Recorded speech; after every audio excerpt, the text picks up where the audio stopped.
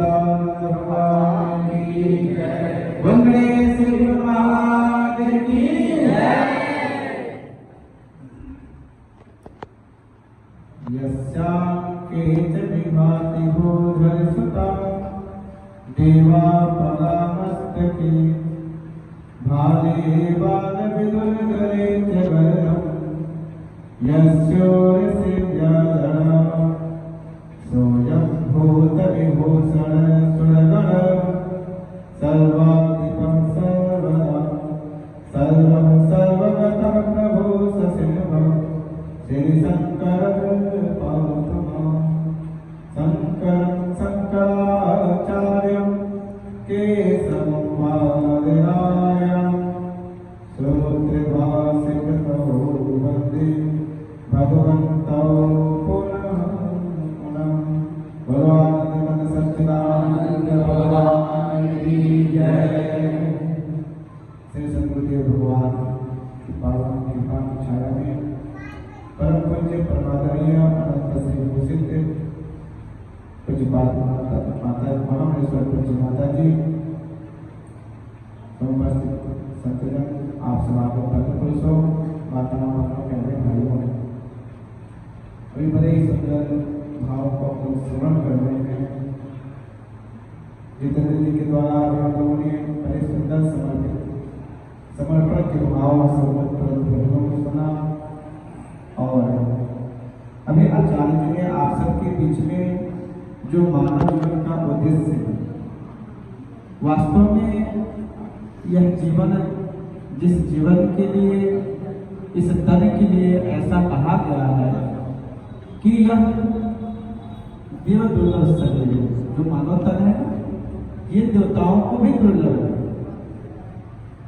बड़े भाग्य मानुष तन पाओ, पर ऐसे सुंदर शरीर को प्राप्त करके क्या इसकी जो उपलब्धि है, इसका जो उद्देश्य है, उसकी भी हम सब पूर्ति कर रहे हैं कि नहीं कर रहे। कोई आपके हाथ में बहुत बेशकीमती चीज मिल जाए और उसको कैसे प्रयोग करना है, आपके हाथ में हीरा आ जाए और आप उसको बैट बॉल के साथ खेलें, बॉल बना तो हीरा भी उसकी कीमत को नहीं समझ रहे, तो आपकी नजर में दृष्टि में केवल बॉल।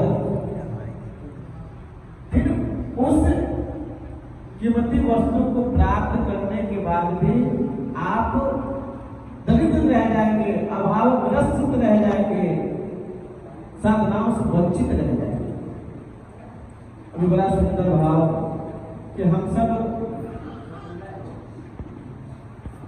संसाधन में ऐसे उलझे हुए हैं कि साधन छूट जा रहा है और संसाधन बढ़ता जा रहा है।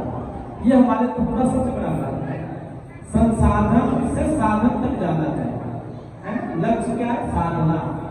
जीवन में जब तक आप साधेंगे नहीं, चाहे किसी भी क्षेत्र में, तो संसार में जगत की व्यवस्था को चलाने के लिए आप कार्यरत हैं और अच्छी बात है, होना भी चाहिए, पर उसके साथ साथ अपने लिए कुछ साधन करना चाहिए, कुछ सेवा करना चाहिए।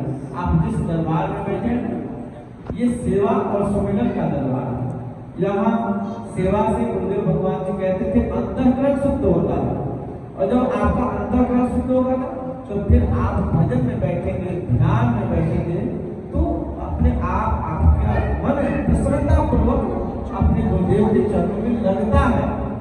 और से लोग घंटों बैठते हैं। आजकल कई लोगों को आप देखिए अलग अलग संस्थाओं, आओ हाथ रख देते हैं, तुम्हारा दिव्य दृष्टि खुल जाएगा, परम प्रकाश का दर्शन हो जाएगा, अधर नाग हो जाएगा। क्या ये कहने से रखने से होता है? बिल्कुल नहीं। ये आपकी कमाई है। आप स्वयं जब उसको प्राप्त करेंगे, कमाई करके, साधना करके, तो प्राप्त होता है। तो ये जीवन जो हम सबको गुरुदेव भगवान के असीम अनुकंपा से प्राप्त हुआ है, यह सुंदर समानता, और उसमें भी गुरुदेव भगवान जी का दरबार। तो आप सब समर्पण भाव से गुरुदेव के चरणों में लगे रहिए। जो गुरु महाराज जी ने आप सब नाम दीक्षा लिए, हमारे यहाँ नाम दीक्षा का भी बड़ा महत्व है। बहुत से लोग नहीं जानते, आए चले गए, पर जीवन में गुरुमुख का बहुत बड़ा प्रभाव है। बहुत से ऐसी कथाएं हैं, बहुत से ऐसी घटनाएं हैं के द्वारा बताए गए हैं उसकी महत्ता को, कि अगर जीव गुरुमुख नहीं है तो गुरु बिन गत नहीं है। इसलिए प्रत्येक, अब गुरु करते क्यों है? क्योंकि जीवन में गुरु जो है आपके अंदर उस भक्ति भाव को वो कहीं से लाना नहीं है, वो आपके अंदर है, उसको जागृत करते हैं, उसको प्रकाशित करते हैं। वो उपाय, वो साधना, वो ज्ञान दे देंगे ना, तो उसके द्वारा आपका फिर जे गुण पद अनुरागी, फिर जो गुरुमुख हो जाता है, गुरुदेव के चरण में उसका अनुराग होता है, तो फिर केवल परलोक की बात नहीं, देह लोक का हो, फिर वो लोक में भी सम्मानित होता है। आज जो दरबार में प्रेमी भक्तजन है, हमारे भगत जाते हैं तो लोग देखते हैं अरे भगत जी, अब कोई नहीं जानता है कि कहाँ क्या है, कौन है। जो जानता है वो तो जानता ही है, पर बहुत से ऐसे सत्संग में कहते हैं कि हम लोग चले जाते हैं और खड़ा होकर कुछ बोलते हैं, बोलने का क्या है, खड़ा बोलने से जो सुने हैं और गाते हैं, लोग बड़ा प्रभावित हो जाते हैं, अरे बड़ा सुंदर भजन आप गाए। तो तीन लोग का उसको लोक में भी प्रतिष्ठा मिलती है, सम्मान मिलता है। और हम लोग करते क्यों है? ये धन दौलत इकट्ठा करने के पीछे क्या है? एक शोहरत, एक सम्मान, एक प्रतिष्ठा समाज में मिले। तो उस प्रतिष्ठा सम्मान को प्राप्त करने के लिए एक अच्छा सा मार्गदर्शक आपके जीवन में होना चाहिए, क्योंकि धन बहुत हो और प्रयोग न करने की विधि हो। आप देखते होंगे हमारे यहाँ लक्ष्मी पूजा के दिन लक्ष्मी जी के साथ गणेश जी की पूजा की जाती है। अच्छा, लक्ष्मी जी की पूजा दीपावली को चलो भाई अच्छा बात है, धन के लिए करते हैं, गणेश जी की क्या जरूरत है? लक्ष्मी जी के साथ गणेश जी भी रहते हैं, क्या जरूरत है गणेश जी की? लक्ष्मी जी के साथ गणेश जी को रखा जाता है, क्योंकि गणेश जी क्या है? ज्ञान के देवता है, बुद्धि के देवता है। जय सुमिरन सिद्धि हुई गणनायक परिपंथ। और तो गणेश जी बुद्धि के देवता है और लक्ष्मी जी संसाधन तो देती है, धन की देवी है लक्ष्मी जी। पर लक्ष्मी जी की सबसे बड़ी विशेषता यह है कि लक्ष्मी जी जब आती है ना, तो श्रीमद वक्र में कहीं प्रभुता बधे लगता है।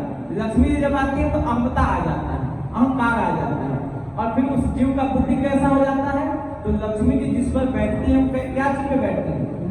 उल्लू। उल्लू क्या है? अंधकार का प्रतीक। उसको सूर्य दिखाई नहीं देता, उसको प्रकाश में उसका नेत्र ही नहीं खुलता है, तो कहता है कि सूर्य है ही नहीं है, यानी अंधकार का प्रतीक है। तो केवल हम सब क्या है, आज भौतिक जीवन में लक्ष्मी के पीछे भाग रहे हैं। लक्ष्मी प्राप्त करिए, पर लक्ष्मी के साथ जो गणेश है ना, उनको भी साथ में जैसे पूजा करते हैं, वैसे ही गणेश क्या है? गुरु के प्रतीक, गुरु ही गणेश है। तो हम सब अपने जीवन को संसाधन से, अच्छी बात है पूर्णता की ओर जाए, पर उस संसाधन में अपने लिए कुछ साधन करें। और साधन क्या है? कुछ ज्यादा नहीं आता है। आप प्रातः काल उठिए, सबसे पहले गुरुनाथ जी के चरणों में प्रणाम करें, फिर प्रातः काल उठ कर माता पिता को जो जैसा है, एक वृद्ध भी, एक बालक भी अपने से जहाँ जो बड़ा मिले उसका सम्मान करें। आज समाज में यह भाव है, हम सम्मान प्राप्त करना चाहते हैं, देना नहीं चाहते। और जब तक आप देंगे नहीं ना, तो आपको मिलना ही नहीं मिलना है। हर बात अपने बच्चे से क्या अपेक्षा रखता है? हमारे 4 बच्चे हैं, चारों एक में रहे, चारों मिलजुल के रहे, पर स्वयं क्या करते हैं? अपने भाई से किस लड़ो, अपने बाप को गाली दो।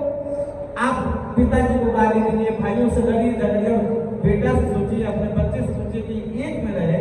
उसकी जब आप स्वयं सुधरेंगे तब जग सुधरेगा। तो बहुत कुछ नहीं है, तो कम से कम प्रातः काल के बड़ों का सम्मान, माता पिता गुरु जी का प्रणाम। फिर आप बहुत कुछ नहीं, घर में माताएं बहुत कुछ नहीं जानती हैं, हम कितना अगरबत्ती जलाएं, कैसे जलाएं, क्या करें, मत करिए, जो नहीं आता मत करिए। इतना तो करिए कि गुरुनाथ जी जाकर चरणों में एक दीप जलाती है, और जो बनाते हैं आप घर में, उसमें से एक रोटी गुरुदेव भगवान जी के भोग के लिए बनाइए। आपका जो किचन है, जो रसोई है, वो शुद्ध हो जाएगा। सबसे बड़ा बीमारी का घर कहाँ से बनता है? रसोई से। अगर रसोई ठीक है, रसोई और पेट ये दोनों ठीक है ना, तो जीवन स्वस्थ है। और ये दोनों गड़बड़ होगा तो सब बेकार हो जाएगा। तो एक गुरुदेव भगवान के लिए भोग बना लिया, घर है, घर में भी अपने गुरुनाथ जी का स्मरण कर रहे हैं, उनका ही चिंतन कर रहे हैं, क्या कर सकते हैं अपने गुरुदेव भगवान को। जब ऐसा समर्पण आ जाएगा तो जब समर्पण के लोग सुन रहे थे, जो समर्पण आ जाए तो भजन करते रहोगे धीरे धीरे तो अपने आप समर्पण भी आ जाता है। तो हमेशा गुरु की याद में, गुरु के सुमिरन में आपका किया गया हर एक कार्य पूजा हो जाएगा। तो अपने दरबार, जिस दरबार में आप बैठे हैं, गर्व होता है कि बहुत सारे लोग हैं, बहुत सारे पंथ हैं, अपने अपने व्यवस्था से सब चीज है, पर जो गुरु महाराज जी ने दिया है, जो मार्ग बताए, जो साधन बताए, वो अलौकिक है। राजविद्या राजभोग्यम पवित्र उत्तम, जो भगवान श्री कृष्ण अर्जुन को उपदेश दिए, वो गुरु महाराज जी बड़ी सहजता के साथ हम सबको प्रदान किए हैं। तो हम सबका कर्तव्य है कि इस मानव जीवन के उद्देश्य को समझें, इसके लक्ष्य को समझें और जीवन में गुरु की शरणागति ग्रहण करके अपने जीवन को सुख और आनंद के साथ व्यतीत करें। यही हम सबका परम सौभाग्य होगा। वस्तु बहुत कीमती मिल जाए और उसका कदर न करें तो कदर करने का जो तरीका है, इसका सदुपयोग करने का जो सही फल है, वो गुरु की शरणागति प्राप्त करने के बाद जीव उस उद्देश्य को समझता है। तो हम सब का जीवन सफल हो, ऐसी शुभकामनाएं गुरुदेव भगवान के चरणों में कि हम सबको ऐसा सम्मान सद्बुद्धि जो दिए हैं, जो भक्ति ज्ञान दिए हैं, वो हमारे हृदय में उतरे और हम उस पर चल करके अपने मानव जीवन को सफल करें, प्राप्त करें। बोलो सच्चिदानंद भगवान की जय, श्री गुरु महाराज की जय। अब आइए हमारे पीछे के स्वामी ज्ञान सेवानंद गुरु जी हैं, उनके भावों को सुनते हैं। बोलो सच्चिदानंद भगवान की